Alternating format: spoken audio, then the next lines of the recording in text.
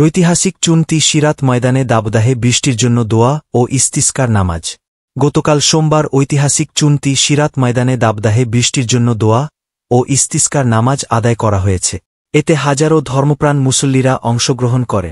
মহান রবের কাছে উপস্থিত মুসল্লিগণ দুই চোখের পানি ছেড়ে কেঁদে কেঁদে গোনাহ মাফ চেয়ে বৃষ্টির জন্য প্রার্থনা করে।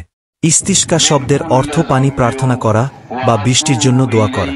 যখন অনাবৃষ্টির কারণে দাবদাহে জনজীবন অতিষ্ঠ হয়ে ওঠে, নদীখাল জলাশয় শুকিয়ে যায়, মাঠে ফসলের ক্ষতি হয়, গাছপালা উদ্ভিদ ও তৃণলতা জীর্ণ হয়ে যায়, জীবজন্তু ও পশুপাখির কষ্টের সীমা থাকে না, এমন বিপর্যয় থেকে রেহাই পেতে তখন আল্লাহর কাছে আশ্রয় চাইতে হয়।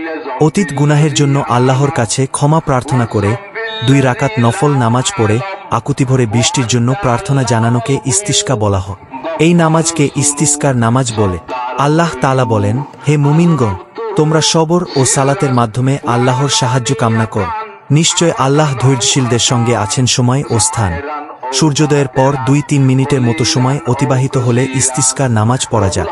উন্মুক্ত প্রান্তরে আদায় করা সুন্নত, প্রয়োজনে মসজিদেও পড়া যায়।